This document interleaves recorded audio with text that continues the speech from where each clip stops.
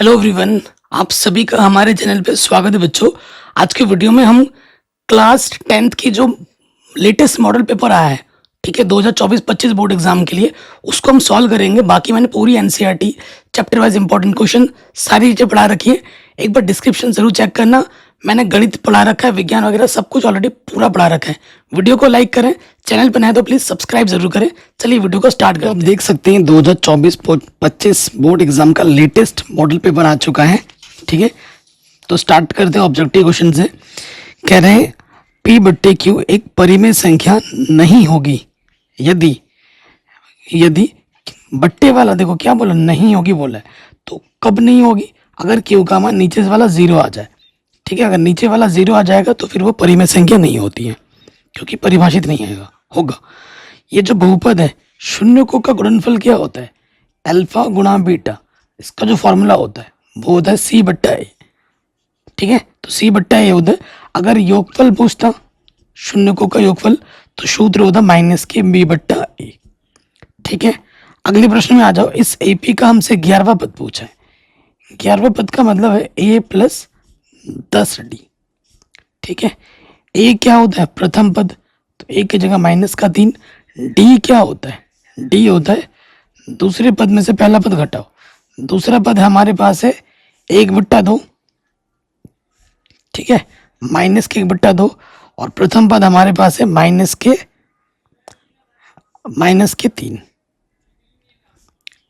ठीक। तो माइनस गुणा माइनस क्या होता है? प्लस। तो लॉसअप आ जाएगा 3। यहाँ से 1 2 3 6, तो 6 में से 1 घटाओगे आंसर आ जाएगा, सॉरी 2 आएगा लॉसअप। तो 3 दूनी 6 ना, तो लॉसअप आ जाएगा 6 में से घटाएंगे 5/2, तो शार्वंतर आ जाएगा 5/2। यहाँ रखोगे 10, डी की जगह पे 5/2, 2 पंजे 10, -3, 5 बचे 25। 25 में से 3 घटाएंगे क्या आ जाएगा? 22। तो हमें हमारा उत्तर सेकंड सही मिल जाएगा। सेक देखो थीटा हमें 60 दे रखा है, तो सेक 60 का मान क्या होता है? सेक 60 का मान होता है 2। ऑप्शन नंबर सेकंड सही हो जाएगा। यदि किसी बिंदु के निर्देशांक -1,3 है, तो यह बिंदु किस चतुर्थांश में स्थित होगा? आप जानते हो, इधर x का मान पॉजिटिव होता है, इधर x का मान नेगेटिव, ऊपर y का मान पॉजिटिव होता है, नीचे y का मान नेगेटिव, ठीक है। तो ये पहला चतुर्थांश, ये दूसरा, ये तीसरा और ये चौथा। इधर x का मान पॉजिटिव में, ऊपर y का मान पॉजिटिव में, पॉजिटिव का मान पॉजिटिव होता है। इधर x का मान नेगेटिव, ऊपर y का मान पॉजिटिव। इधर x का मान नेगेटिव, नीचे भी y का मान नेगेटिव। इधर x का मान पॉजिटिव और नीचे y का मान नेगेटिव। तो हमसे नेगेटिव पॉजिटिव पूछा है, तो नेगेटिव पॉजिटिव यानी कि द्वितीय चतुर्थांश में होगा ये बिंदु, ठीक है।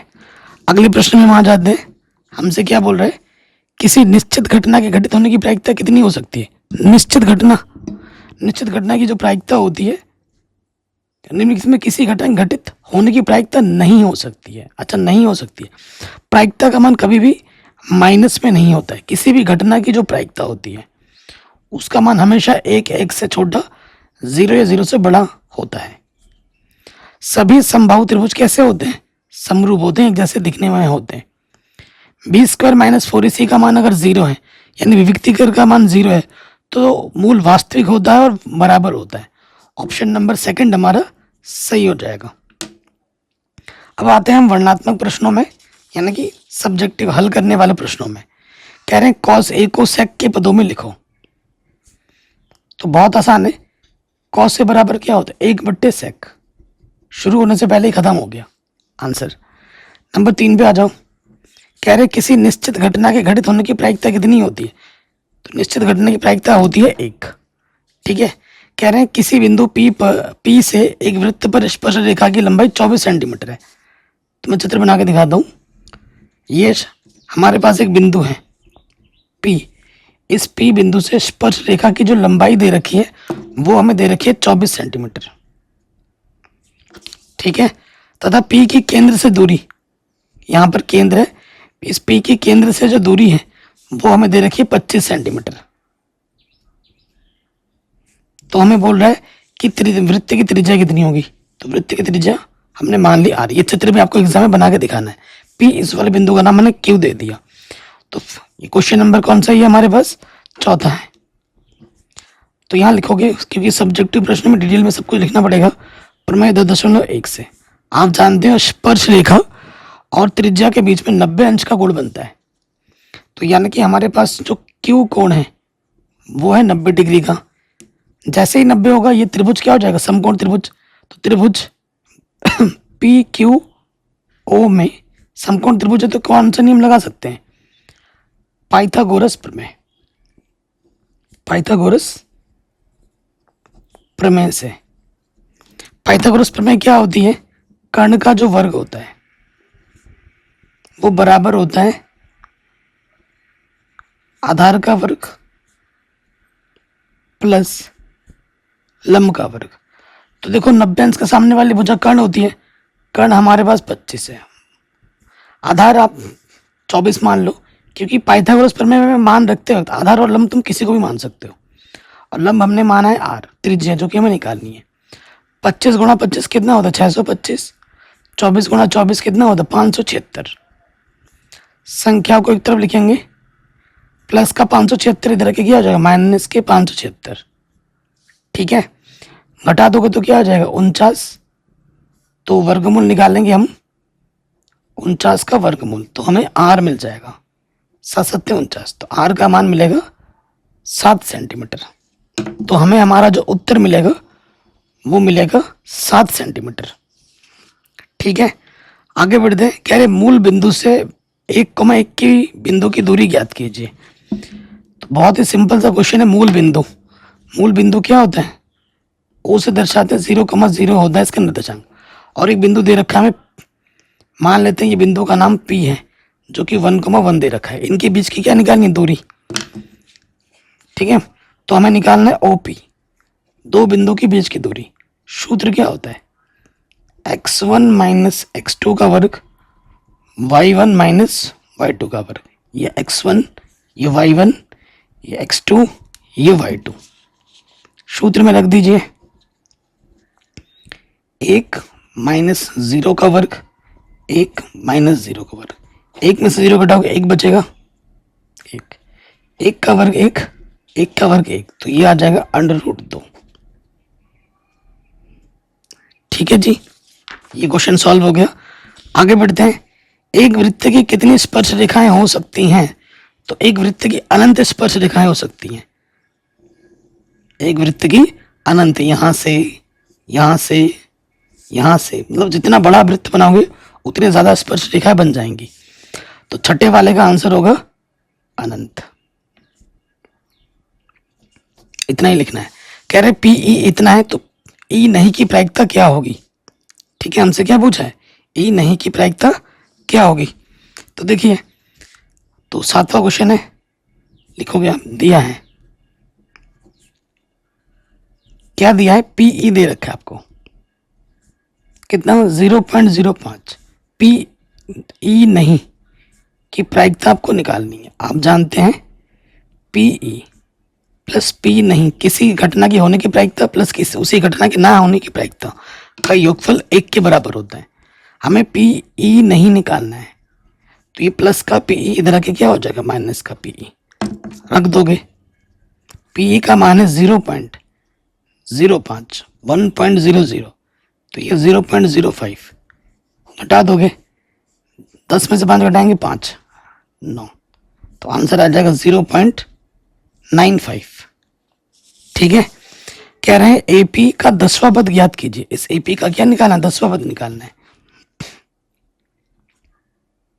AP हमें दे रखा है 8, 3 चला जा रहा है, तो यहां पर क्योंकि AP पहले ही बोल रखा है, यहाँ जो AP का प्रथम पद है 8 है, सार्वंतर क्या होता है, दूसरे पद में से पहला पद घटाओ, 3 माइनस 8 यानी कि माइनस के 5, इसलिए हमें निकालना है 10वां पद। ठीक है, 10वां पद निकालना है। A10 क्या हो जाएगा, एक कम कर देते हैं, A प्लस 9D।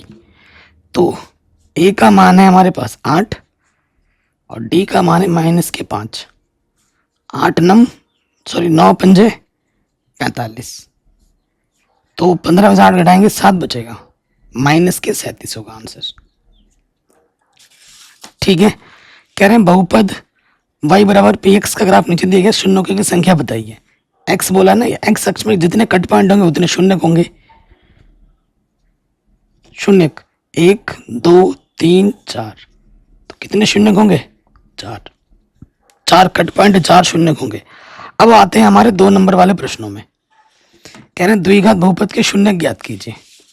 ठीक है, द्विघात बहुपद के शून्य ज्ञात करना है, तो यहां लिखेंगे शून्य के लिए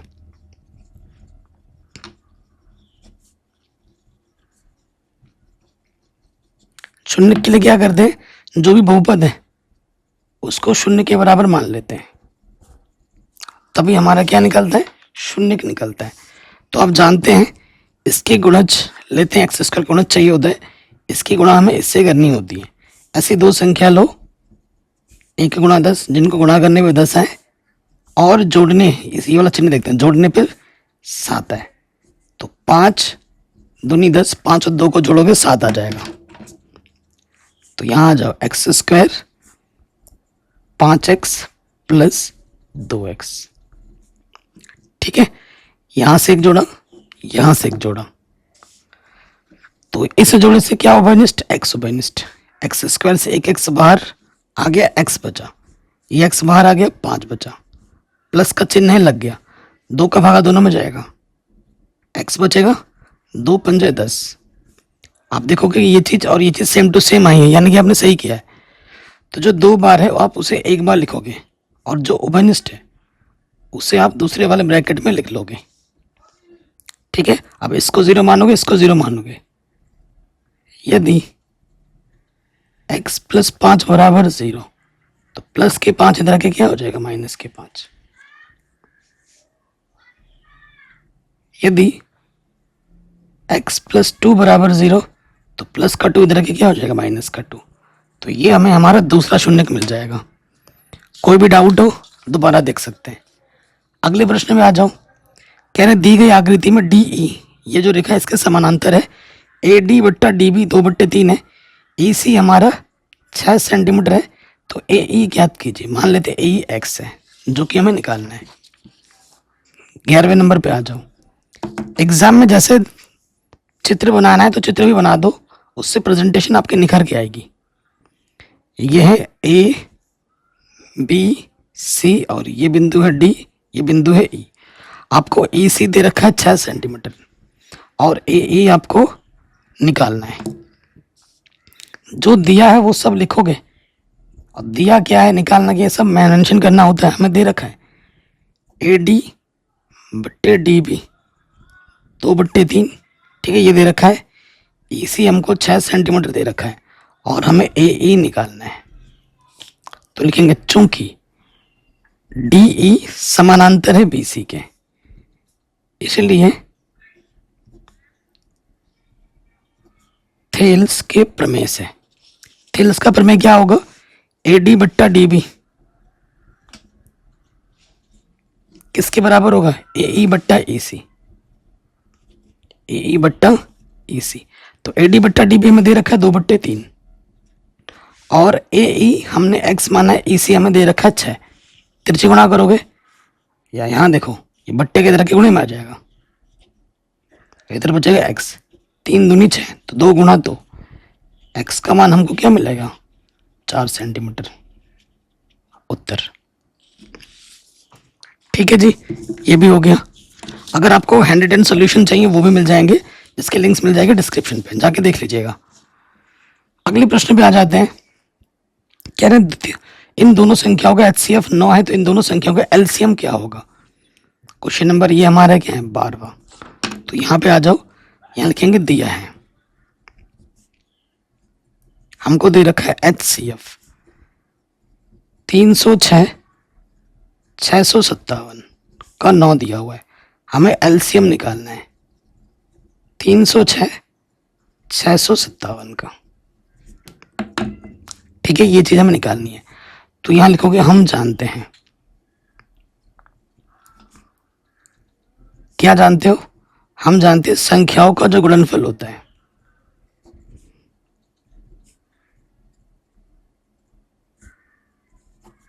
वो किसके बराबर होता है? वो मौशौपा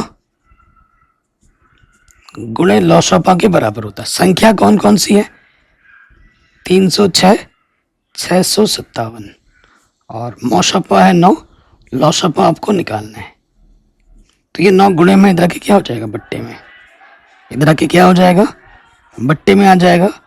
और हमें एलसीएम निकालना है, 9 से काटोगे, 9 तिया 27, 9 चौको 36। अब आपको क्या करना है, गुणा कर देना है। यहाँ पर किसको गुणा करना है, 34 को गुणा करना है 657 से। ठीक, तो जब गुणा करोगे आपको मिलेगा 22,338। ये एनसीईआरटी का प्रश्न है। पूरी एनसीईआरटी मैंने ऑलरेडी पढ़ा रखी है, सिखा रखी है। मैं उत्तराखंड बोर्ड वालों से, बच्चों से बहुत ज़्यादा नाराज़ रहता हूँ, चाहे वो बच्चे 10th के हों या 12th के। वो ऑफलाइन स्कूल के भरोसे बैठे रहते हैं, यूट्यूब का अच्छे से इस्तेमाल नहीं करते हैं। आपको पता होगा बाकी सारे बोर्ड्स के जो बच्चे हैं, UP board, Bihar board, Rajasthan board, MP board, सारे बच्चे हमारे से शुरू से पढ़ना स्टार्ट कर देते हैं और वो ऑनलाइन पढ़ के 100 में से 100 लाते हैं, टॉपर बनते हैं। और आप बेवकूफ़ की तरह पूरे साल नहीं पढ़ते, एग्जाम से पहले आ जाते हो। आप जहाँ पर ऑफलाइन कोचिंग पढ़ते हो ना, उनसे 100 गुना बेहतरीन पढ़ाता हूँ मैं, 100 गुना। अगर आपको मेरी बातों पर विश्वास नहीं है, वीडियो खोल के देख लीजिए, तो यकीन आपको खुद ब खुद हो जाएगा। आप कोचिंग छोड़ दोगे और हमारे वीडियो से पढ़ोगे, ठीक है। और हम तो पूरी एनसीईआरटी पढ़ाते हैं, सारे उदाहरण कराते हैं, क्वेश्चन बैंक कराते हैं, विगत वर्षों के प्रश्न पत्र कराते हैं, मॉडल पेपर कराते हैं, सारी चीज़ें कराते हैं फ्री में। तो आप लोगों को कदर नहीं है।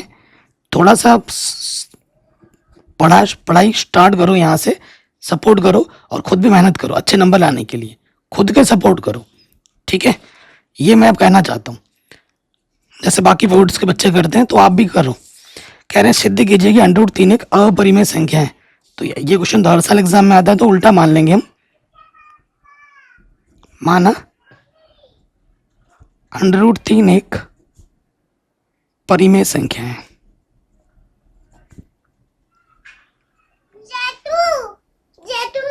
तो आप जानते हैं कि दुनिया की जितनी भी अपरिमेय संख्या है, उसको हम P/Q के रूप में लिख सकते हैं। और जहां पर बट्टे में Q का मान कभी 0 नहीं होता, P और Q हमारे क्या होते हैं, पूर्णांक होते हैं। और साथ ही साथ जो HCF होता है P और Q का, वो 1 होता है। तो अब हमें क्या करना है, क्योंकि हमें सिद्ध तो अपरिमेय करना है, हमने परिमेय मान लिया, तो किसी भी एक गुण को मना करके दिखाना है। एक्चुअली ये क्या है, प्रमेय है। और जिस स्टेप से कराऊंगा ये ऐसे ही होता है, किसी कोई दूसरा तरीका नहीं है। अगर कोई टीचर बोलेगा ना कि भाई ऐसे भी कर हो सकता है, नहीं, ये प्रमेय ऐसे ही होगा, वैसे नहीं होगा कभी भी। अब त्रिज्यी गुणा करेंगे, P1 कम P, और इसकी गुणा इसके साथ कर दोगे, √3Q हो जाएगा। फिर क्या कर देना है, अगले स्टेप में वर्ग करते हैं। वर्ग करने पर जैसे ही वर्ग करोगे, P का वर्ग हो जाएगा P², √ का वर्ग करने पर √ हट जाता है, और Q का वर्ग क्या हो जाएगा, Q²। अब हम यहाँ देख रहे हैं कि गुणज क्या है, 3 है, तो आप क्या लिखोगे, चूंकि P² 3 से विभाजित है, ठीक है।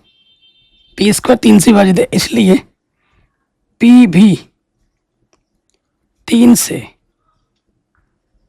विभाजित होगा। P भी हमारा क्या होगा, 3 से विभाजित होगा। क्योंकि अगर सपोज करो मैं आपको दिखाता हूँ एग्जाम्पल 9, जिसको मैं लिख सकता हूँ 3 का वर्ग, ये 3 से कटता है, तो 9 का वर्गमूल जो है 3, ये भी तो 3 से कटेगा। तो P² अगर 3 से कटा है, तो P भी किससे कटेगा, 3 से कटेगा। ये लिखना ही लिखना है आपको, ये होता ही होता है। अगले स्टेप में आपको आ जाना है, यहाँ पर P था ना, तो आपको फिर से मानना होता है P। माना 3 संख्या 3 ही लिखोगे, 3R। फिर से आपको वही काम करना है, वर्ग करना है। वर्ग करोगे तो P का वर्ग हो जाएगा P², 3 का वर्ग हो जाएगा 9, R का वर्ग हो जाएगा R²। तो P² का मान यहाँ रख दोगे, ठीक है। तो यहाँ मेंशन कर देना कि P² बराबर 3Q², तो यहाँ रख दोगे 3Q², 3 से काटोगे, 3 तिया 9, ठीक है। तो Q² बराबर क्या हो जाएगा, 3R²। अब देखो गुणज क्या आ रहा है, फिर से 3 आ रहा है, तो वही चीज़ दोबारा लिखोगे, चूंकि Q² 3 से विभाजित है, ठीक है, इसलिए Q भी 3 से विभाजित होगा। ठीक है, आपने नोटिस किया कुछ कि भैया P भी 3 से कट रहा है और आपका Q भी 3 से कट रहा है। जब दोनों संख्या 3 से कट रही है तो HCF क्या होगा? 3 होगा। वही यहाँ हम लिखेंगे, चूंकि P व Q दोनों 3 से विभाजित हैं, इसलिए HCF जो होगा P और Q का वो 3 होगा, जो कि 1 के बराबर तो बिल्कुल भी नहीं है। है क्या 1 के बराबर? अगर ये परिमेय होता तो HCF क्या आना चाहिए था? 1 आना चाहिए था। यहाँ कितना आ रहा है? 3 आ रहा है, जो कि हमारे अवधारणा के क्या विपरीत है, जो कि हमारे अवधारणा के विपरीत है। इसलिए √3 एक अपरिमेय संख्या होगी। यही हमको क्या करना था? सिद्ध करना था। ठीक है जी, कोई भी डाउट आप दोबारा देख सकते हैं। अगले प्रश्न में आ जाओ। या तो ये करना था या फिर ये करना था। 4 की पावर n पर विचार कीजिए जहां n एक प्राकृतिक संख्या है। जांच कीजिए क्या n का कोई ऐसा मान है जिसके लिए 4 की पावर n अंक शून्य पर समाप्त हो सकता है। ठीक है, तो चेक करते हैं। अथवा वाला क्वेश्चन है, हमें दे रखा है 4 की पावर n। ठीक है, n की जगह पे कोई भी प्राकृतिक संख्या रखते जाओ, क्या ये कभी भी शून्य पर समाप्त होगा, ये आपसे बताना है। तो यहाँ लिखेंगे, चूंकि यदि संख्या का गुणनखंड 2 की पावर m गुणा 5 की पावर n का रूप होता है,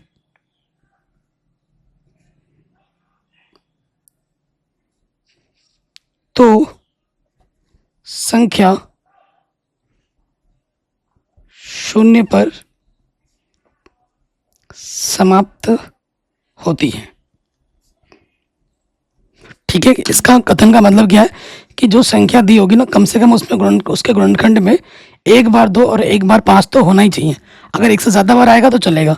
हमें 4 दे रखा है, गुणनखंड करो, 2 दूनी 4, 2 1 कम 2। ठीक है, 4 का आपने गुणनखंड किया तो आपको 2 बार मिला, 2 तो मिल गया, 5 का है, 5 है यहाँ पर नहीं है, तो आप क्या लिखोगे यहाँ पर? चूंकि 4 का गुणनखंड करने पर संख्या 2 की पावर m गुणा 5 की पावर n का रूप नहीं है। रूप नहीं, क्योंकि 5 नहीं है इसलिए मना कर देंगे, नहीं है। इसलिए संख्या 4 टू द पावर n कभी भी शून्य पर समाप्त नहीं होगा किसी भी प्राकृतिक संख्या n के लिए। आंसर। कहीं पे भी डाउट हो आप एक बार दोबारा देख सकते हैं। तो ये क्वेश्चन भी हमारा बड़े आराम से बन गया। अब आते हैं अगले क्वेश्चन पर। कह रहे हैं 2 क्रमागत धनात्मक पूर्णांक ज्ञात कीजिए जिनके वर्गों का योगफल 364 हो। ठीक है, जिनके वर्गों का योग 364 हो, ये आपको बताना है। ठीक है, क्वेश्चन नंबर कौन सा? ये हमारा 14वां है। क्रमागत का मतलब एक के बाद एक, तो माना, और धनात्मक पूर्णांक बोला, माना क्रमागत संख्या। अगर पहली संख्या x है तो अगली संख्या क्या होगी? x + 1 है ना। क्रमागत में 1 का अंतर होता है प्रश्नानुसार।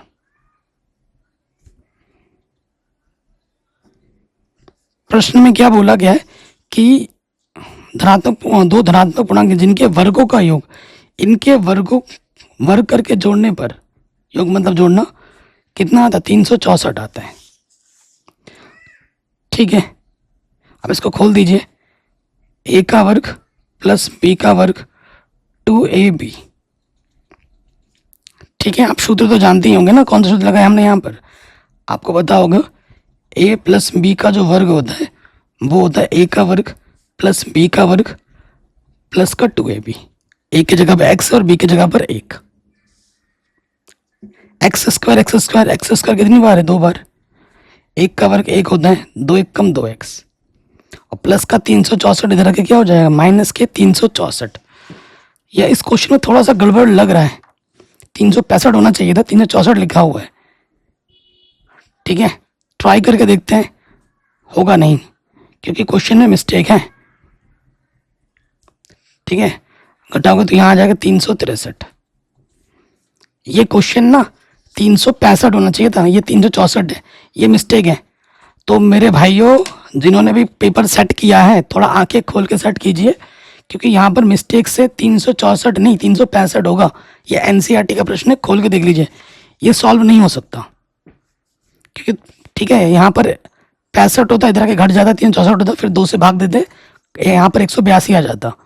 क्योंकि इतना सालों से हम पढ़ा रहे हैं ना, क्वेश्चन देख के एक्सपीरियंस हो गया। एनसीईआरटी का क्वेश्चन है चैप्टर नंबर 4 का, जिसे हमने ऑलरेडी पढ़ा रखा है। तो ये क्वेश्चन तो मिस्टेक है, इसको आप ऐसे ही छोड़ दीजिए, क्वेश्चन में ही मिस्टेक है, इसको हम सॉल्व नहीं कर सकते। अब जिन्होंने बनाया है वो शायद कर दे, ठीक है, उल्टा पुल्टा तरीके से, बट ये सॉल्व नहीं हो सकता, मिस्टेक दे रखा है। अब आ जाते हैं अगले प्रश्न में। कह रहे हैं फूलों की क्यारी में पहली पंक्ति में 23 गुलाब, ये उदाहरण का प्रश्न है। दूसरी पंक्ति में 21 गुलाब, तीसरी में 19 गुलाब है, और अंतिम में 5 गुलाब है। तो इस क्यारी में कितने गुलाब हैं, ये एपी का प्रश्न है। आपको क्या बोला, पहली पंक्ति में 23 गुलाब है, फिर अगले पंक्ति में 21 है। ठीक है, 23, और ऐसे ही फिर उसके बाद 19, और लास्ट की क्यारी में कितना है, 5 गुलाब हैं। तो देख कि टोटल कितने गुलाब है, यानी कि एशन निकालना है। तो यहाँ हमको दे रखा है, एपी का प्रश्न है, जो प्रथम पद है वो 23 है, जो अंतिम पद है वो 5 है। हमें एन नहीं पता कि भाई कितने पद हैं, हमें एशन निकालना है। और उसके साथ साथ हम डी निकाल सकते हैं ना, कि द्वितीय पद में से पहला पद घटाओगे आपको डी मिल जाएगा। तो द्वितीय पद है 21, प्रथम पद है 23, घटाओगे तो माइनस का 2 आ जाएगा। ठीक है, अब हमें एन नहीं पता तो एन निकालना है। ए एन बराबर क्या होता है, ए प्लस एन माइनस 1 गुणे में डी होता है। तो ए एन हमारे पास कितना है, 5, प्रथम पद हमारे पास 23, एन हमें ज्ञात करना, और डी हमारे पास है माइनस का 2, प्लस का 23 इधर के क्या हो जाएगा, माइनस का 23, और ये माइनस का 2 एन माइनस 1, घटाओगे तो 18 आ जाएगा। और ये जो 2 गुणे में है इधर के बट्टे में आ जाएगा, 2 नम 18, माइनस का इधर के हो जाएगा प्लस का 1, तो एन का मान आ जाएगा 10। एन का मान क्या आ जाएगा, 10 आ जाएगा, इसलिए 10 पदों का योगफल। 10 पदों का क्या निकालना है, योगफल निकालना है, एच एन। तो सूत्र जानते हो क्या होता है, ए प्लस ए एन बट्टे 2 गुणा एन, एन बट्टा 2 ए प्लस ए एन लगता है। जब प्रथम और अंतिम पद मालूम हो, एच एन का सूत्र हम ये लगाते हैं। एन का मान है 10 बट्टे में 2, प्रथम पद है 23 और अंतिम पद है 5, 2 पंजे 10, और यहाँ से आप काटोगे तो कितना आ जाएगा, 24 28। ठीक है, तो कितना आ जाएगा, 140 आंसर। तो ये प्रश्न भी हमारा बड़े आराम से बन गया। कह रहे निम्नलिखित बंटन के एक मोहल्ले के बच्चों के दैनिक जेब खर्च को दर्शाता है। यदि माध्य जेब खर्च 18 रुपये हो तो लुप्त बारंबारता, ये जो एफ है ये आपको ज्ञात करनी है। वेरी इंपॉर्टेंट क्वेश्चन है, हर साल आपके एग्जाम में आ जाता है। ठीक है, तो चलिए आ जाते हैं क्वेश्चन नंबर 16 नंबर पे। ठीक है, क्वेश्चन नंबर 16 पे आ जाओ। तो पहले हमें क्या बनानी है, टेबल बनानी है। और ऐसे प्रश्नों में हम प्रत्यक्ष विधि ही लगाएंगे, सबसे आसान विधि होती है प्रत्यक्ष विधि। ठीक है, सबसे पहले यहाँ लिखोगे आप वर्ग अंतराल। ठीक है, वर्ग अंतराल लिखोगे, उसके बाद आप लिखोगे बारंबारता, फिर आपको x निकालना, फिर आपको fx। वर्ग अंतराल है 11 से 13, फिर आपका है 13 से 15, 15 से 17, 17 से 19, 19 से 21, 21 से 23 और लास्ट में 23 से 25। ठीक है, एफ हमको दे रखा है 6, 7, 9, 13, एफ 5, 4। एक्स निकालने के लिए क्या करते हैं, इन दोनों को जोड़ते हैं, आधा कर देते। 11 और 13 को जोड़ोगे 24, 24 का आधा 12, सब में 2-2 का अंतर है, 2-2 जोड़ते जाओ। 14, 16, 18, 20, 22, 24। ठीक है, आगे बढ़ते हैं। अब हमें क्या करना है, गुणा करना है। अब हमें क्या करना है, गुणा करना है। तो 12 छंग 12 पंच 60, 12 छंग 72, फिर 14 सत्ते 84। ठीक है, 14 सत्ते 84, 14 सत्ते 84 कैसे बोल दे रहा हूँ यार, 14 सत्ते 98, 14 सत्ते 98, फिर 16 नंबर 144। ठीक है, फिर हमारे पास क्या है, 13 गुणे में क्या है 18, तो ये हो जाएगा 234। फिर यहाँ पे है 20 एफ, 22 पंजे 110 और 24 चौके 96। तो ये जो संख्या है इनको अलग जोड़ लीजिए। ठीक है, तो हमारे पास क्या है 72, 72 में हमें जोड़ना है कितना ही है, 14 सत्ते 98 था ना, तो 98, तो ये 170 हो जाएगा। फिर हमें इसमें जोड़ना है 144, 144 जोड़ेंगे 314 हो जाएगा। फिर उसमें जोड़ना है 234, तो 598 हो गया, 548 हो गया।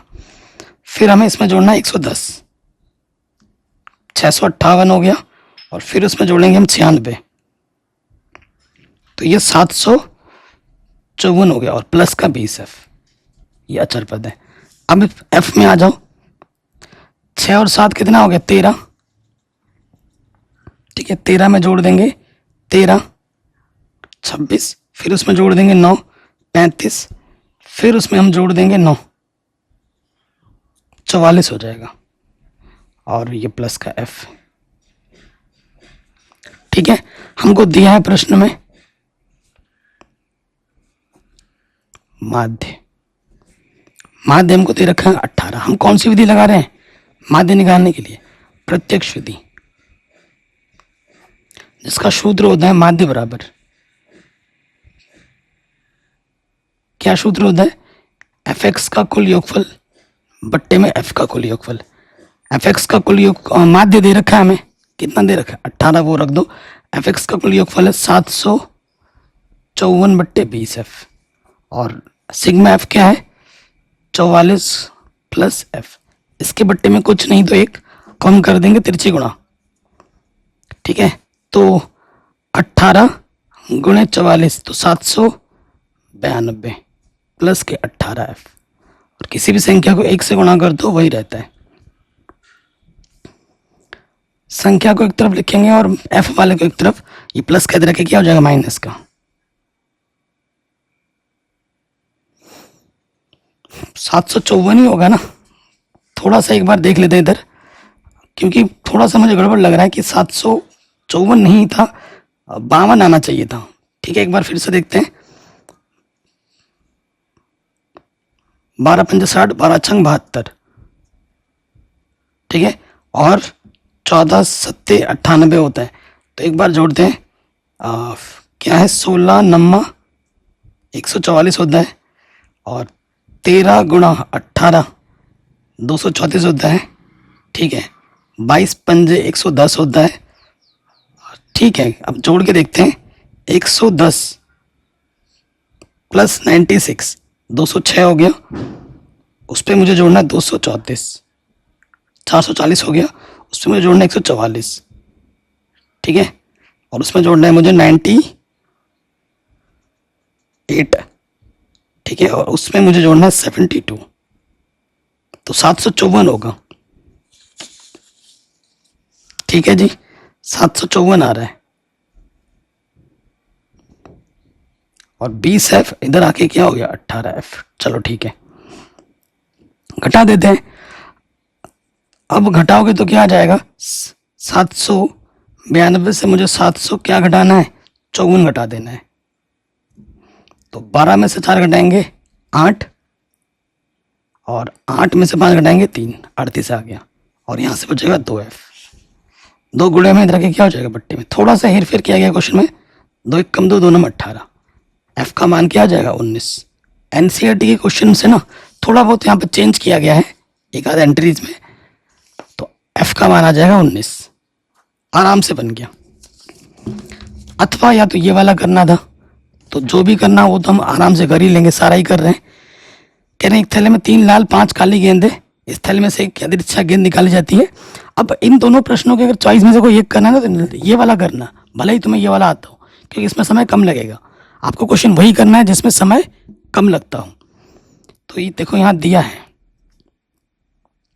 क्या दे रखा है, लाल गेंद, 3 काली गेंद, कितनी है 5, तो हमारे पास कुल गेंद कितनी है, कुल गेंद है 8। ठीक, तो हमें पहले पे आ जाओ, हमें क्या निकालना है, लाल गेंद आने की प्रायिकता, लाल गेंद आने की प्रायिकता निकालनी है। तो इसका सूत्र क्या होता है, अगर घटना को PR बोलते हैं, लाल के ना, रेड, R फॉर रेड, तो सूत्र क्या होता है, संभव परिणाम बट्टे कुल परिणाम। लाल निकालना है तो लाल गेंद कितनी है 3, और कुल कितना 8, तो आंसर आ जाएगा 3/8। अब सेकंड नंबर पे हमें क्या निकालना है, लाल गेंद ना आने की प्रायिकता, लाल गेंद ना आने की प्रायिकता, यानी कि PR डैश, तो वो क्या होगा 1 - PR। अगर ना होने की निकालना हो तो एक में से उस चीज़ के होने की प्रायिकता घटा देते हैं। तो 3/8 करोगे, घटा दोगे, 8 लॉसअप आ जाएगा, 8 × 8 -3, तो उत्तर आपको मिलेगा 5/8। तो इन दोनों की तुलना में ये वाला अथवा वाला पार्ट ज़्यादा आसान है। तो आपको एग्जाम में अगर ऐसा आता तो आसान वाला ही करना है, अपने दिल पे अपने ईगो पे मत ले लेना। ठीक है, अगले प्रश्न पे हम आ जाते हैं। शानदार क्वेश्चन है, कह रहे राम और डेविड के घर क्रमशः बिंदु इतने और इतने पर स्थित हैं। उनका विद्यालय 2,2 बिंदु पर स्थित है। यदि वे दोनों एक ही समय पर घर से निकलते हैं तथा एक ही समय पर विद्यालय पहुंचते हैं तो राम और डेविड में से किसकी चाल अधिक तेज होगी। ठीक है, किसकी चाल अधिक तेज होगी। तो पहले देखेंगे दूरी दोनों की, दोनों का समय भी एक है, तो इस क्वेश्चन में घुमा दिया है, इस प्रश्न में फिजिक्स का कॉन्सेप्ट लगा दिया मैथ में। तो कोई दिक्कत नहीं, हम करेंगे, टेंशन क्यों लेते हो। हमें विज्ञान भी तुम पढ़ते हैं, ऐसा तो नहीं है विज्ञान नहीं पढ़ते हैं, फिजिक्स नहीं पढ़ते हैं। तो पहले देखो राम है, राम को हम R से दिखा रहे हैं, राम, जय श्री राम, और फिर इधर है बेटा डेविड। ठीक है, डेविड, ये डेविड को D। राम की जो पोजीशन है वो है 7,3, और डेविड की जो पोजीशन है वो है 4,4, और उनका जो स्कूल है उसकी जो पोजीशन है वो 2,2 है। तो पहले देखेंगे कि भैया राम और स्कूल की दूरी कितनी है, और फिर स्कूल और डेविड की दूरी कितनी है, और फिर देखते हैं, चाल की बात बाद में करेंगे अभी। ठीक है, समय दोनों का सेम लगता है, इसका समय और इसका समय दोनों का सेम है, दोनों सेम टाइम में स्कूल में पहुंचते हैं। ठीक है, तो पहले दूरी निकालते हैं। राम द्वारा तय की गई दूरी, यानी कि RS, दो बिंदुओं के बीच की दूरी, ये x1 हुआ, x1 - x2 सूत्र होता है, और y1 - y2 सूत्र होता है।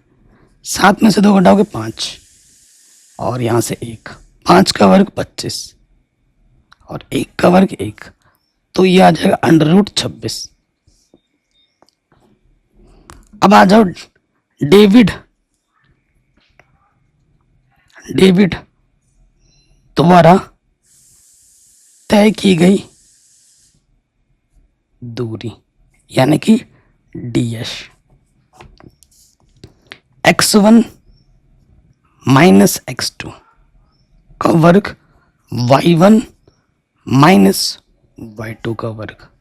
4 में से 2 घटाएंगे 2 आ जाएगा, 4 में से 2 घटाएंगे 2 आ जाएगा, 2 दूनी 4, 2 दूनी 4, √8। तो दूरी इसकी कम है और इसकी दूरी ज़्यादा है। राम ने ज़्यादा दूरी तय करता है, डेविड कम दूरी तय करता है। तो स्पीड किसकी ज़्यादा हो जाएगी, क्योंकि दोनों का समय सेम लगा रहा है। तो स्पीड किसकी ज़्यादा है, राम जी की ज़्यादा है। ठीक है, तो चूंकि दोनों का समय समान है, ठीक है, और आप जानते हैं चाल बराबर क्या होता है, चाल बराबर दूरी बट्टे समय, चाल बराबर दूरी बट्टे समय। ठीक है, तो समय बराबर क्या होगा, समय बराबर होगा दूरी बट्टे चाल। ठीक है, दोनों का समय सेम टू सेम है, तो चाल किसकी ज्यादा होगी, चाल किसकी ज्यादा होगी, ये आपसे पूछा गया ना प्रश्न में, क्या बोला गया, किसकी चाल अधिक है। एक ही समय पर विद्यालय, यदि वो दोनों एक ही समय पर घर से निकलते हैं और एक ही समय विद्यालय पहुंचते हैं, तो देखो भाई इसकी दूरी ज़्यादा है और फिर भी ये, और इसकी दूरी कम है फिर भी ये ज़्यादा, एक ही टाइम पे दोनों घर से निकलते हैं और एक ही टाइम पे स्कूल में पहुंचते हैं। तो इससे ये पता लग रहा है, तो कैसे लिखें, चूंकि यहाँ डायरेक्ट लिख देना सिंपल, प्रश्नानुसार राम की दूरी अधिक है, यहां लिख देना राम की दूरी अधिक है, इसलिए चाल राम की अधिक होगी। ठीक है, ये आंसर आ जाएगा। अगला जो प्रश्न है वो है ग्राफ का क्वेश्चन। प्रश्न में बोला निम्नलिखित समीकरण युग्म को ग्राफ से हल कीजिए। तो ग्राफ में हल करके बताना है भैया, कैसे करना है इसको देखते हैं। तो क्वेश्चन नंबर है हमारे पास 18। ग्राफ का एक क्वेश्चन आपके बोर्ड एग्जाम में 4 नंबर में जरूर आएगा। ठीक है, तो हमें पहला समीकरण जो दिया रखा है x + y = 5 और दूसरा समीकरण हमको दे रखा है 2x - 3y = 4। ग्राफ खींचने पर मैंने अलग से वीडियोस बना रखे हैं, सिखा रखे हैं। अगर आपको आती है तो अच्छी बात है, नहीं आती तो देख लीजिएगा। तो दिया है समीकरण नंबर 1 लिखेंगे हम। हर एक समीकरण से हमको 2 बिंदु निकालने हैं अलग अलग, और बिंदु में निर्देशांक पूर्णांक होने चाहिए। ठीक है, मान लेते हैं, अच्छा 2 नहीं है, यहाँ पर x है सिर्फ। मान लेते हैं कि भैया x बराबर क्या है, 0 है, रखोगे 0 यहाँ पर। 0 + y क्या होता है, y, तो y का मान आ जाएगा 5। तो पहला बिंदु क्या होगा, x का मान 0, y का मान 5। यदि y का मान 0 मानोगे तो रखो यहाँ पर, तो x का मान क्या आ जाएगा, 5। तो 2 बिंदु मिल गए, पहले x आता है, x 5 और आपने y 0 माना था। ठीक हो गया, पहले समीकरण से आपने 2 बिंदु निकाल दिए। अब आते हैं दूसरे समीकरण से। समीकरण 2 से क्या है, 2x - 3y = 4 है। तो मैंने माना y = 0 मान लिया, तो 2x y की जगह पे 0 रख दिया। 3 × 0 0, तो 2x में से 0 घटाएंगे, 2x में से 0 घटाएंगे 2x आ जाएगा, 2 दूनी 4। तो x का मान आ गया 2। तो r बिंदु PQR, x आपको 2 मिला, y अपना 0 माना था। फिर से मैं मानता हूँ, मैं मान लेता हूँ y का मान 2। ठीक है, y का मान मैंने 2 मान लिया है, x का मान नहीं। अब रखो यहाँ पर, वाई का मान, एक्स और वाई का मान कुछ भी रख सकते हो, बस ये रहे कि थोड़े पूर्णांक में है तो आसानी के साथ आंसर निकल जाता है। 2 3 6, माइनस का 6 उधर जाके क्या हो जाएगा, प्लस का 6 10, और ये 2 गुणे में इधर के बट्टी में आ जाएगा, 2 पंजे 10। तो x आपको 5 मिला, y आपने 2 माना था। तो इस समीकरण से दो अलग बिंदु, इस समीकरण से दो अलग बिंदु मिल गए। अब हमें इन बिंदुओं को ग्राफ पर दिखाना है और हल करना है। ठीक है, मैंने ये ग्राफ पेपर आपकी आंखों के सामने ले लिया है। अब इस पे हम इसको हल करके दिखाएंगे। ग्राफ पेपर आपको पेंसिल से बनाना ही ध्यान रखिएगा, पेन का इस्तेमाल नहीं करना। मैं यहाँ पर पेन से बना रहा हूँ ताकि आपको डार्क दिखे, दूसरा कोई रीज़न नहीं है। ठीक है, आप ये मत सोचने लग जाना कि सर ने पेन से बनाया तो हम भी एग्जाम में पेन से ही बनाएंगे, नंबर कट जाएंगे। फिर ध्यान रखिएगा, पेंसिल से ही बनाना है। इधर एक्स का मान पॉजिटिव में होता है, मेंशन करोगे। इधर एक्स का मान नेगेटिव में, नीचे वाई का मान नेगेटिव में। ये हमारा केंद्र हो, ऊपर वाई का मान पॉजिटिव में। 1 2 समान दूरी पे लेते हैं ना, 4 5 6 7 8, 1 2 3 4 5 6 7, इधर -1 -2, नीचे -1, सब दिखाना जरूरी है। अब आ जाओ बिंदु पे, पहला समीकरण के बिंदु पे। पहला बिंदु क्या है, 0,5, एक्स पे 0, वाई पे है 5, ये पहला बिंदु। और अगला है एक्स पे 5, वाई पे 0, एक्स पे 5, वाई पे 0, ये है क्यू बिंदु। इन दोनों बिंदुओं को मिलाते हुए हम क्या खींचेंगे, रेखा खींच दी और समीकरण का नाम लिख देंगे। समीकरण का नाम क्या है, x प्लस वाई बराबर 5। फिर आ जाइए दूसरे समीकरण नंबर दूसरे पर। क्या है हमारे पास, पहला बिंदु 2,0, एक्स पे 2 जाना, वाई पे 0, तो ये बिंदु है हमारा r। और h बिंदु क्या है, x पे 5 जाना, वाई पे 2 जाना है, x पे 5 और वाई पे 2 जाना है, तो ये बिंदु है h, 5,2। अब इन दोनों बिंदुओं को मिलाते हुए रेखा खींचेंगे।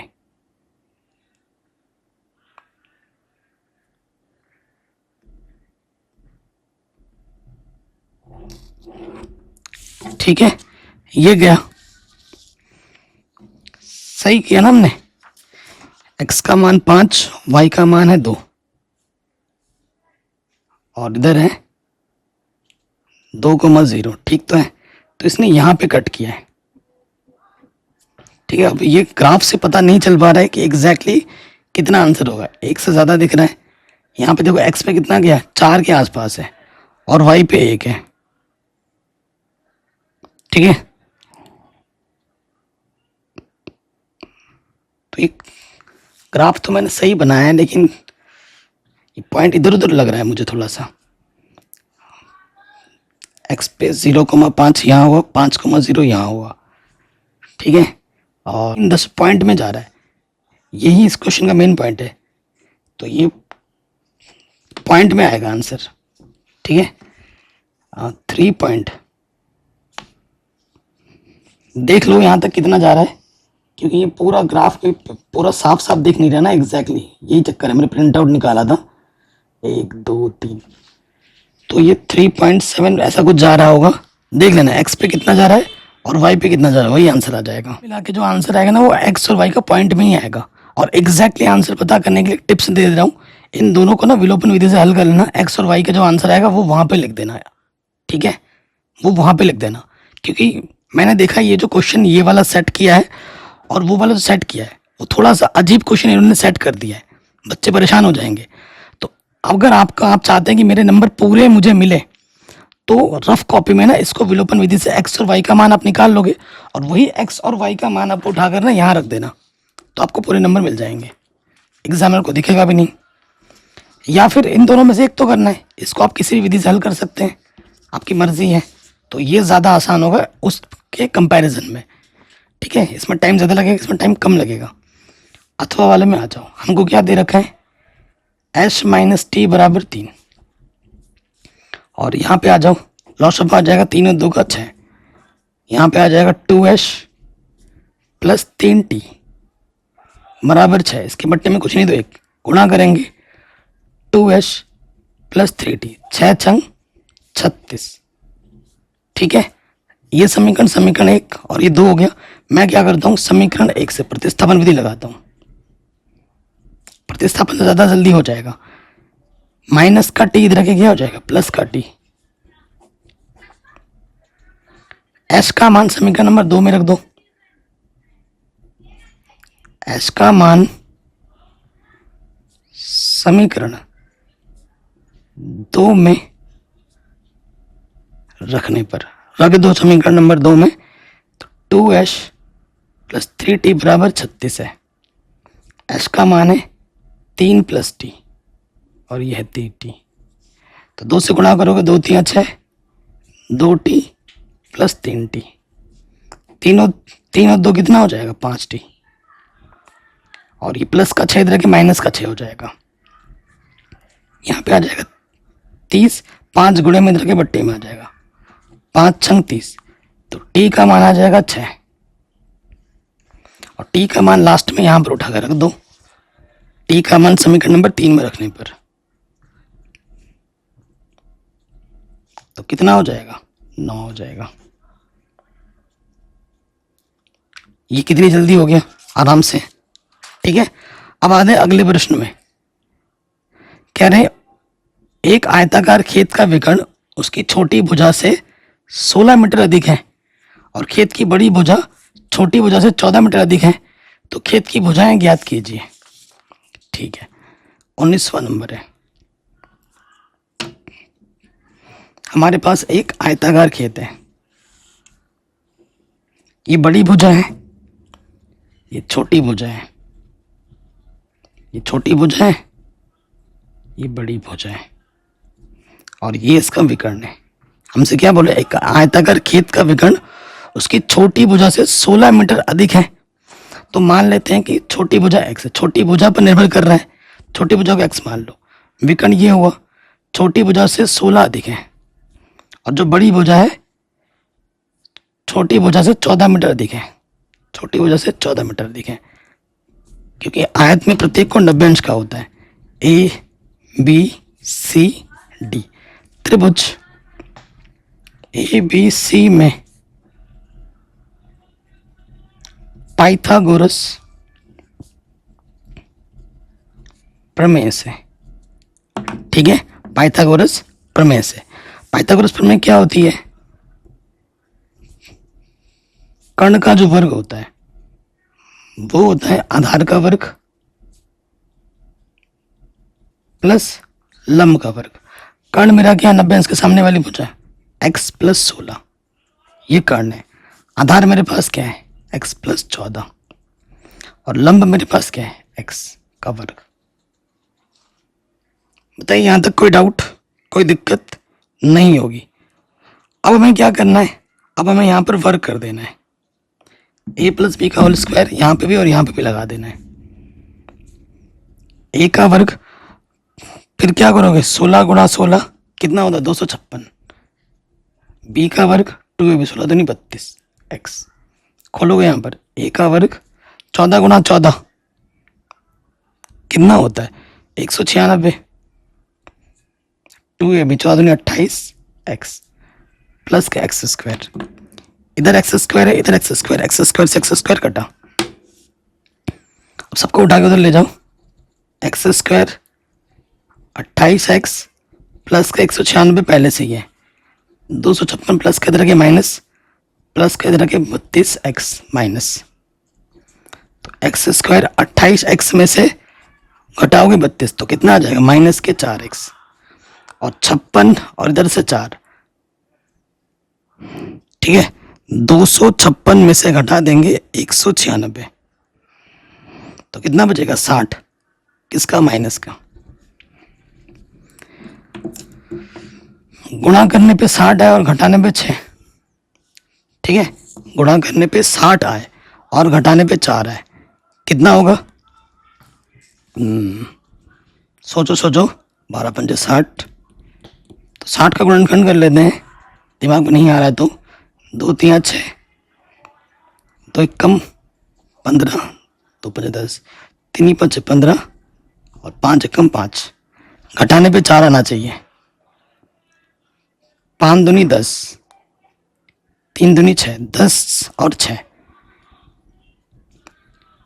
10x और 6x। माइनस से अंदर गुणा करोगे तो माइनस माइनस क्या हो जाएगा, प्लस का 6x। यहां से एक जोड़ा, यहां से एक जोड़ा, इसे जोड़ने से x ओबेनिस्ट है, एक्स स्क्वायर से एक x बाहर आ जाएगा, ये बाहर आएगा तो यहाँ 10 बचेगा, प्लस का चिन्ह लग जाएगा, 6 कम से कम ओबेनिस्ट आएगा, 6 कम 6 बाहर x बचा, और 6 कम 6 पीछे से 0, जो 2 बार है उसे हम 1 बार लिखते हैं गुणनखंड में, और जो ओबेनिस्ट है उसको दूसरे वाले ब्रैकेट में डाल देते हैं। यदि x प्लस 6 बराबर 0, प्लस का 6 इधर के माइनस होगा, जो कि अमान्य है क्योंकि भुजा का मान कभी माइनस में नहीं होता। यदि x माइनस 10 बराबर 0, तो माइनस का 10 इधर के क्या हो जाएगा, प्लस का 10, ये उत्तर आ जाएगा। यानी कि छोटी भुजा मेरी 10 है। फिर आ जाओ बड़ी भुजा। बड़ी भुजा मेरी क्या थी, x प्लस 14 थी, तो 10 प्लस 14 यानी कि 24, और जो मेरा विकर्ण है वो क्या था, x प्लस 16 यानी कि 10 प्लस 16 यानी कि 26 आंसर है। तो ये प्रश्न भी आपका आराम से बन गया। अगले प्रश्न पे हम आ जाते हैं 20वें नंबर पर। क्या बोल रहा है कि इसको सिद्ध करके ये आना है, तो यहां लिखेंगे बायां पक्ष लेने पर।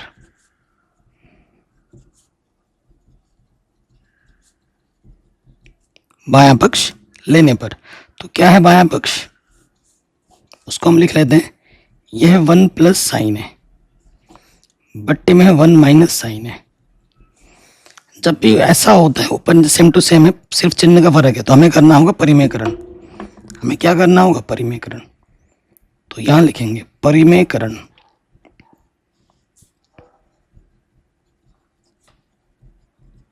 करने पर परिमेयकरण कर दो, तो ये है 1 प्लस साइन है, 1 माइनस साइन है, गुणा विपरीत चिन्ह क्या है, 1 प्लस साइन है, 1 प्लस साइन है।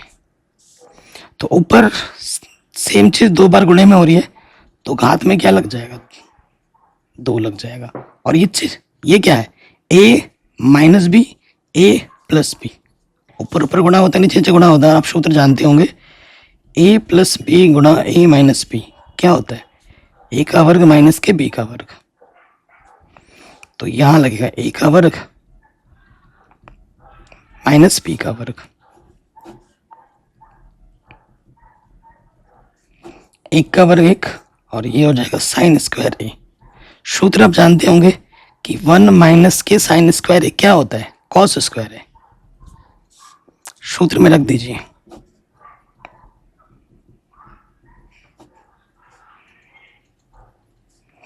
अंडर रूट का मतलब क्या होता है, जितनी भी घात अंदर होगी बाहर आके उसकी आधी हो जाएगी। तो अंदर घात 2 है तो बाहर आके घात 1 हो जाएगी।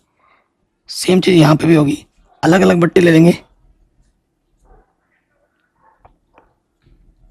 ठीक है। एक के बट्टे में कॉस है, साइन के बट्टे में कॉस है, ये सब कुछ मैंने पढ़ा रखा है, एनसीईआरटी के प्रश्न है।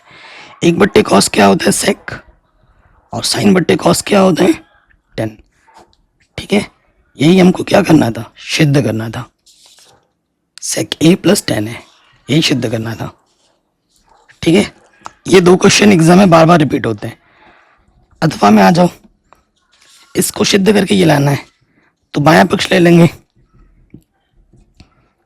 बायां पक्ष लेने पर बायां पक्ष क्या है हमारे पास, कॉस है, बट्टे में है 1 प्लस साइन है, और यहां पर है 1 प्लस साइन है, बट्टे में कॉस है। आप नियम क्या कहती है, अगर कोई सर्वसमीकरण लग रही है तो लगाओ, कोई भी सर्वसमीकरण नहीं लग रही फिर साइन कॉस में बदलना होता है। तो ये तो पहले से ही साइन कॉस में दे रखा है। अब हमें क्या करना है, ये भिन्नों के जोड़ घटाने के रूप में, तो भिन्न को हल किया जाता है, नीचे नीचे गुणा करोगे लॉसअप आ जाएगा। अब इसके गुणा इसके साथ कॉस गुणा कॉस, कॉस स्क्वायर है, इसके गुणा इसके साथ 1 प्लस साइन ए गुणा 1 प्लस साइन ए, घात में 2 लग जाएगा, 2 बार गुणा में है। अब इसको खोल दोगे, ए का वर्ग बी का वर्ग 2ab, नीचे कुछ नहीं करना, नीचे जो है उसको वैसे का वैसे रखो। अब आप जानते हैं कि भैया sine square plus cos square का मान क्या होता है, साइन स्क्वायर ए प्लस कॉस स्क्वायर ए का मान 1 होता है, रख दो इसकी जगह पर 1।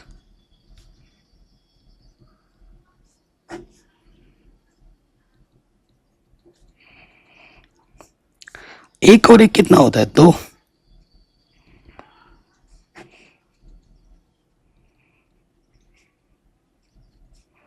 ऊपर से क्या आ जाएगा, 2 बाई निस्ट, 2 1 कम 2,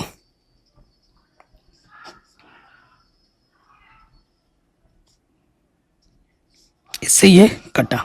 और आप इसको ऐसे लिख सकते हो, है ना, गुणे में कुछ नहीं तो मैं 1 लिख सकता हूँ ना, 1 बट्टा कॉस लिख सकता हूँ। 1 बट्टा कॉस क्या होता है, सेक। 1 बट्टा कॉस क्या होता है, सेक। और यही हमको प्रूफ करना था, 2 सेक ए, 2 सेक ए। ठीक है जी, तो ये क्वेश्चन भी हमारा बड़े आराम से बन गया। कहीं पे भी डाउट हो आप इस वीडियो को दोबारा देख सकते हैं। चलिए अब आते हैं अगले प्रश्न में, क्वेश्चन नंबर 21, एनसीईआरटी का प्रश्न है। ठीक है, एनसीईआरटी का प्रश्न है, कह रहे हैं किसी स्कूल के छात्रों को उनके शैक्षिक प्रदर्शन के लिए 7 नगद पुरस्कार देने के लिए 700 रुपये की राशि रखी गई है। यदि प्रत्येक पुरस्कार अपने से ठीक पहले पुरस्कार से 20 रुपये कम है तो प्रत्येक पुरस्कार का मान ज्ञात कीजिए। 7 पुरस्कार है, देखो क्वेश्चन सिंपल है। मान लेते हैं जो प्रथम पुरस्कार है वो ए है, द्वितीय पुरस्कार क्या होगा, 20 रुपये कम है ना, ए माइनस 20। तृतीय पुरस्कार क्या होगा, और 20 कम कर दोगे, ए माइनस 40। चतुर्थ पुरस्कार ए माइनस क्या कर दिया यार, चतुर्थ पुरस्कार है ना, तो चतुर्थ पुरस्कार होगा ए माइनस के 60। पंचम पुरस्कार होगा ए माइनस के 80। और सातवां पुरस्कार होगा ए माइनस 100। और सातवां पुरस्कार होगा, पांचवा, ये छठा पुरस्कार है ए माइनस 100। सातवां पुरस्कार होगा ए माइनस के 120। ठीक है, और कुल पुरस्कार, कुल राशि कितनी है, कुल राशि हमारे पास है 700 रुपये। ये माना करके लिख दोगे। कुल राशि इन सबको अगर जोड़ोगे, ए माइनस 20, ए माइनस 40, ए माइनस 60, ए माइनस 80, ठीक है, ए माइनस के 100, ए माइनस के 120, टोटल कितने के बराबर है, 700 के बराबर। तो ए कितनी बार है, 7 बार। अब देखो जोड़ते जाओ, 60 40 20, 120 120, 240। ठीक है, 240 और 180 कितना हो जाएगा, माइनस के 420।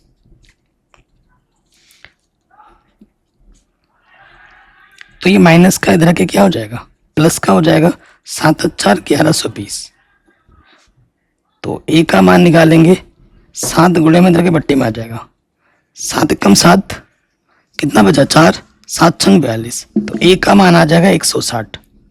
तो जो पहला पुरस्कार होगा 160 होगा, पहला पुरस्कार 160। तो अगला वाला पुरस्कार 20 कम कर दोगे 140, अगला 120, अगला 100। ठीक है, फिर अगला जो आ जाएगा, मतलब 20 कम करते जाओगे, अगला आ जाएगा 80, फिर आ जाएगा 60 और आखिर वाला आपको मिलेगा 40 आंसर। तो ये क्वेश्चन भी आपका बड़े आराम से। नेक्स्ट क्वेश्चन पे आ जाते हैं, क्वेश्चन नंबर 22, कह रहे हैं यदि हम अंश में 1 जोड़ दें और हर में घटा दें तो भिन्न 1 में बदल जाती हैं। ठीक, और हर में अगर 1 जोड़ दें तो 1/2 हो जाती, तो वो भिन्न क्या होगी। ठीक है, तो वेरी इंपॉर्टेंट क्वेश्चन है, 5 नंबर में पूछा जाता है। तो मान लेते हैं, माना वह भिन्न, कि वो भिन्न क्या है, x/y है।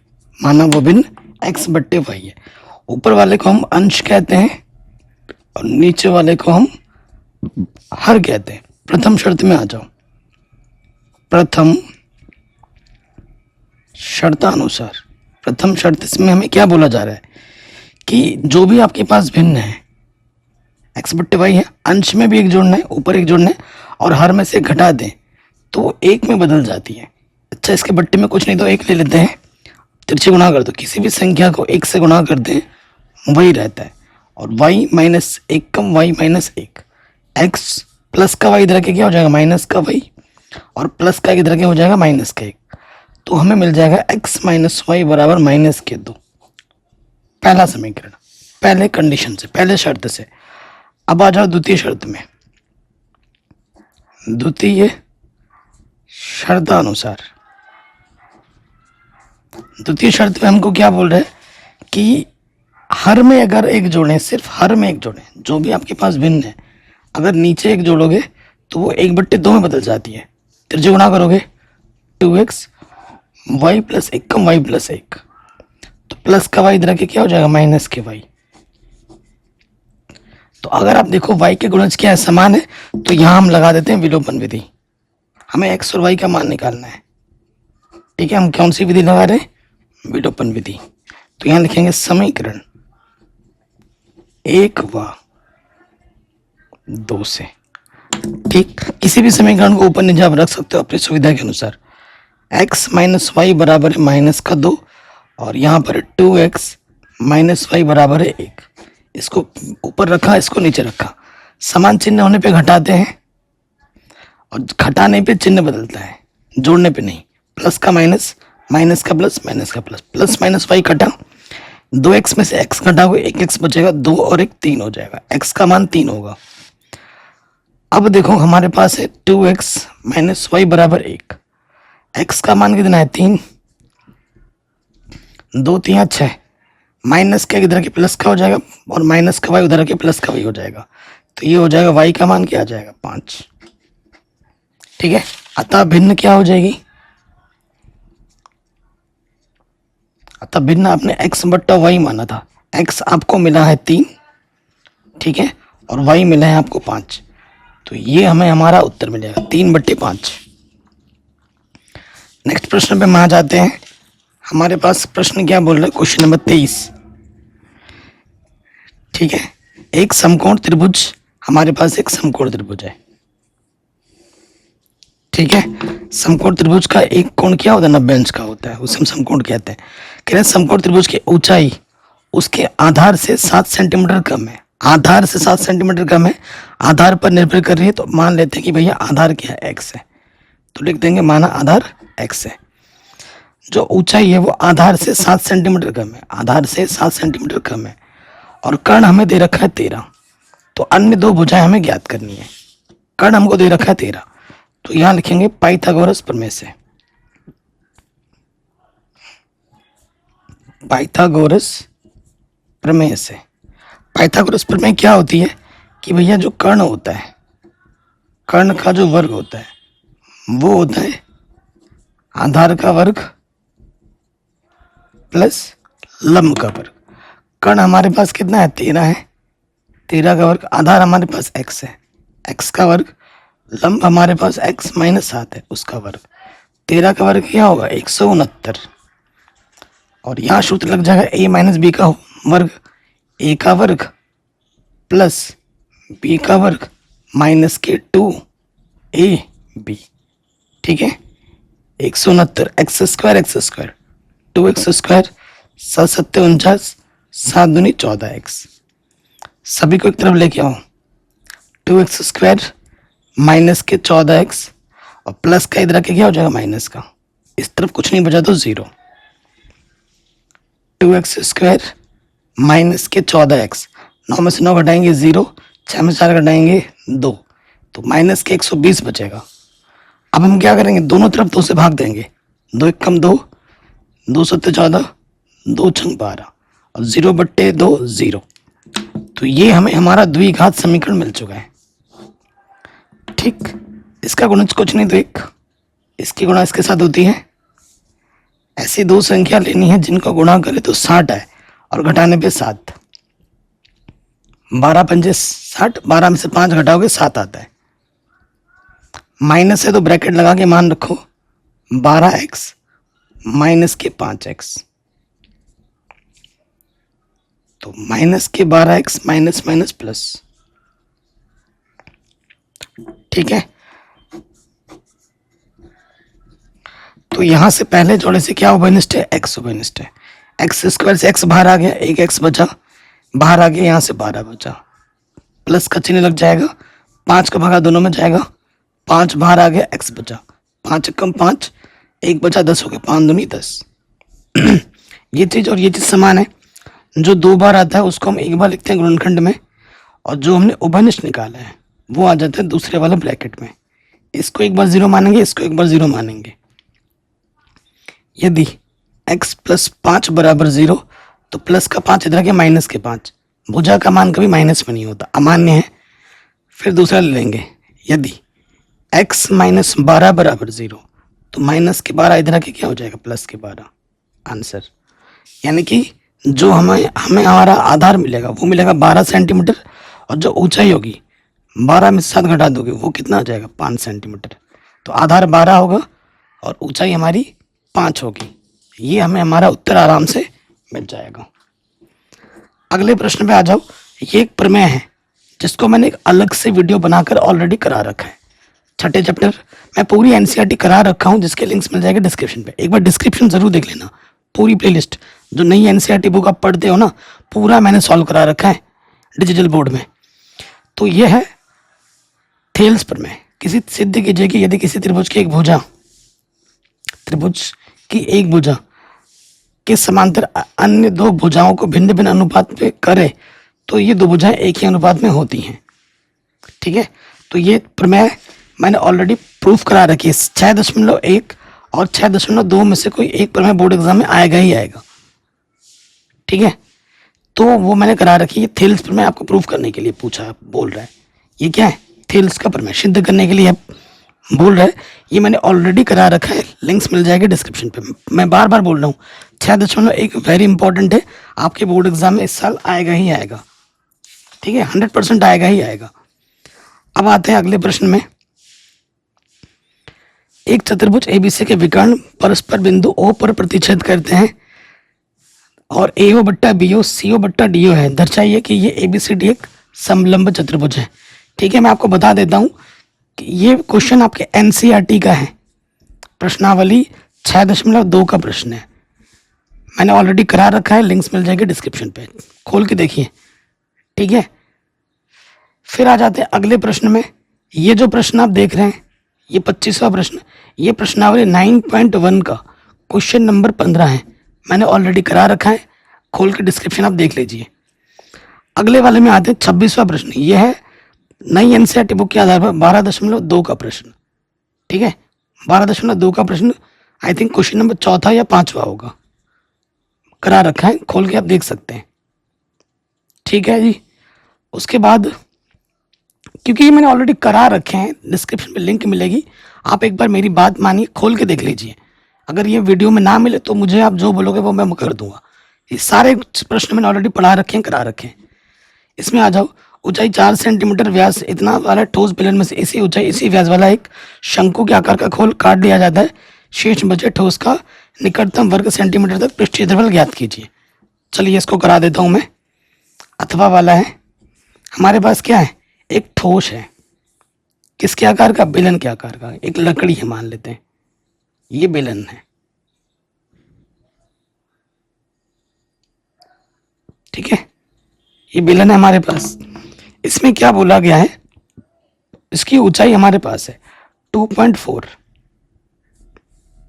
और व्यास हमको दे रखा है 1.4। ठीक है, तो त्रिज्या क्या हो जाएगी,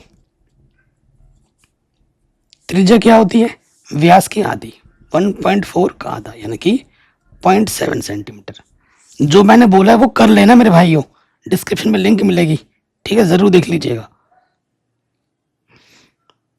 उसके बाद हमें ऊंचाई क्या दे रखी है, ऊंचाई दे रखी है 2.4 सेंटीमीटर। हमसे क्या बोला गया है, हमसे बोला गया है इसी ऊंचाई और इसी व्यास वाला एक शंकु के आकार का खोल काट लिया जाता है, काट के बाहर फेंक दिया जाता है। तो पृष्ठीय क्षेत्रफल ज्ञात कीजिए। पृष्ठ कहाँ से कहाँ तक होगा? देखो नीचे नीचे से यहाँ से वृत्त होगा, साइड साइड से बेलन होगा, और अंदर अंदर से क्या होगा? त्रिभुज होगा।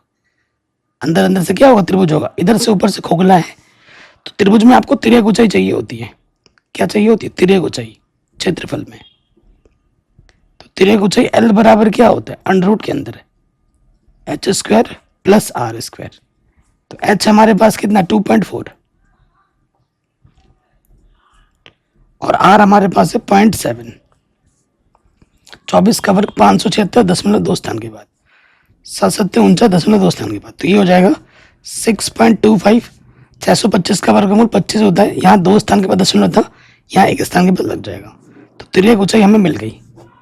ठीक है, अब आ जाओ प्रश्नानुसार। ठोस का पृष्ठीय क्षेत्रफल, तो क्या हो जाएगा?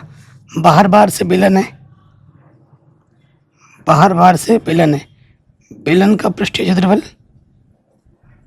ठीक है, फिर यहां से क्या है? वृत्त का पृष्ठीय क्षेत्रफल, वृत्त का क्षेत्रफल, और अंदर अंदर से क्या है? शंकु है। पृष्ठीय देखो जब भी काट के निकाला जा रहा है और बोलेगा पृष्ठीय निकालो तो घटाना नहीं जोड़ना होता है, तो अंदर आ जाएगा शंकु का क्षेत्रफल, पृष्ठीय क्षेत्रफल। ठीक है, सूत्र लगाओ। बेलन का होता है 2πrh, वृत्त का होता है πr², और शंकु का होता है πrl। तो πr कम से कम उभयनिष्ठ है, यहां से बचा 2h, यहां से बचा r, और यहां से बचा l। बताओ कोई डाउट, कोई दिक्कत नहीं होगी, है कि नहीं? अब आते हैं आगे। पाई कुछ रखने को बोला है, नहीं बोला है, तो 22/7 रखेंगे पाई का मान। r हमारे पास है 0.7, h का मान है 2.4, r का मान है 0.7, और l का मान है 2.5। 7 से 7 कटा, 7 एकम 7, 22 एकम 22, 0.1 स्थान के बाद, 4 दूनी 8, 2 दूनी 4, 4.8, 5 और 2 7, और 7 और 5 12, तो ये हो जाएगा 3.2। तो ये 5, 2.2 और 8 आ जाएगा। ये 8 दूनी 16, 8 दूनी 16, 16 और 1 17, 176। ठीक है, 176 सेंटीमीटर स्क्वायर आंसर आ जाएगा।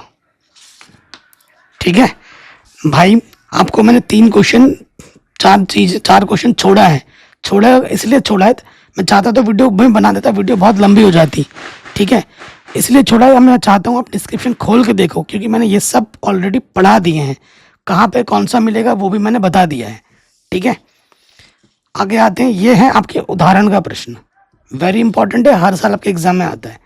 कह रहे ये जो बंटन आपको दे रखा है इसका माध्यक 28.5 है। ये जो आप x देख रहे हैं और ये जो आप y देख रहे हैं, इसका आपको क्या निकालना है? मान निकालना है। तो यही कर देता हूँ, टाइम वेस्ट हम क्यों करें, हमें संचयी बारंबारता चाहिए होती है, और योग भी हमें दे रखा है। यहाँ पर हमारी क्या होती है? संचयी बारंबारता होती है, CF से लिखते हैं, और यहाँ बारंबारता F से लिखते हैं। पहला वाला वैसे का वैसा, ये चीज हल करोगे, दोबारा लिखोगे, 5 में x जोड़ोगे तो ये हो जाएगा 5 + x, फिर 20 जोड़ोगे तो ये हो जाएगा 25 + x, 25 में 15 जोड़ोगे 40 + x, फिर y जोड़ोगे 40 + x + y, 5 जोड़ोगे तो ये हो जाएगा, संख्या से जुड़ती है, 45 + x + y। अब जानते हैं जहाँ जो चीज़ यहाँ पे होती है इसको हम n कहते हैं। f के कुल योगफल को, बारंबारता का कुल योगफल 60 दे रखा है। जो यहाँ होती है वही चीज़ आपकी यहाँ पे होती है कि नहीं, ये आप जानते हो। तो यहाँ पे क्या हो जाएगा, चूंकि 45 + x + y ये आपको 60 के बराबर दे रखा है, तो x + y प्लस का 45 इधर के क्या होगा, माइनस का 45, तो x + y हमको क्या दे रखा है, 15। ठीक है, उसके बाद हमको क्या दे रखा है, माध्यक को माध्यिका भी कहते हैं। हमें दे रखा है माध्यक को माध्यिका भी कहते हैं। क्या दे रखा है हमको 28.5। अब आप देखो 28.5 आपको किस वर्ग अंतराल में मिलेगा, इस वर्ग अंतराल में मिलेगा। इसी के सीध में जाओ तो ये आपको एफ, और इसके जस्ट ऊपर वाला क्या होता है सी एफ। ठीक है, 28.5 माध्यक वर्ग 20 से 30 में है। ठीक है, 20 से 30 में है, यानी कि माध्यक वर्ग की जो निम्न सीमा है L बराबर वो 20 होगा। H बराबर क्या होगा, कितने का अंतर है, 10 का अंतर है। ठीक है, F हमारे पास 20 है और CF हमारे पास कितना है 5 + x। अब जानते हैं माध्यक बराबर क्या होता है। माध्यक बराबर होता है L + n/2 - CF गुणे में H बट्टे में F, यही होता है माध्यक। हमको प्रश्न में दे रखा है 28.5। L हमारे पास है 20 और n हमारे पास है 60 बट्टे में 2 और CF हमारे पास है 5 + x। H का मान 10 है और F का मान 20, 10 दूनी 20, ये हो जाएगा 30, प्लस का 20 इधर के क्या हो जाएगा माइनस का 20, और यहाँ बचेगा 30, माइनस से अंदर गुणा कर दोगे -5 - x बट्टे में 2, यहाँ बचेगा 8.5, ये बट्टे का 2 इधर के गुणे में लग जाएगा, और यहाँ से बचेगा 25 माइनस की x, 8.5 दूनी 17 और 25 माइनस के x, माइनस के x इधर के प्लस का x हो जाएगा, प्लस के 17 इधर के माइनस के 17, x का मान क्या आ जाएगा 8। x का मान उठाकर यहाँ रख दो, y का मान आपको मिल जाएगा।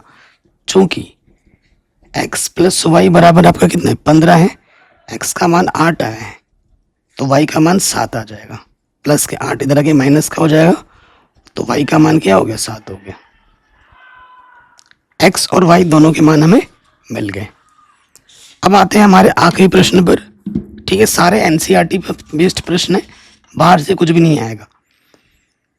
कह रहे 144 बॉल पेनों के एक समूह में 20 बॉल पेन खराब है, तो जो कुल पेन है, कुल परिणाम है वो 144 है।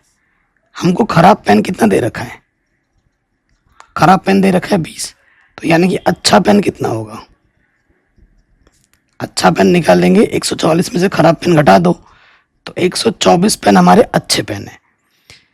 ठीक है, इन दुकानदार इन पेनों में से यादृच्छा मतलब बिना देखे एक पेन निकालकर शेष रमेश को देता है। इसकी क्या प्रायिकता है कि इस रमेश वह पेन खरीदेगा। रमेश अगर कोई पेन खरीदेगा तो वो अच्छा पेन ही तो खरीदेगा या खराब पेन खरीदेगा। ठीक है, तो अच्छे पेन की प्रायिकता, रमेश वो पेन खरीदेगा बराबर अच्छे पेन की प्रायिकता, अच्छे पेन की प्रायिकता। प्रायिकता का सूत्र क्या होता है, संभव परिणाम बट्टे में कुल परिणाम।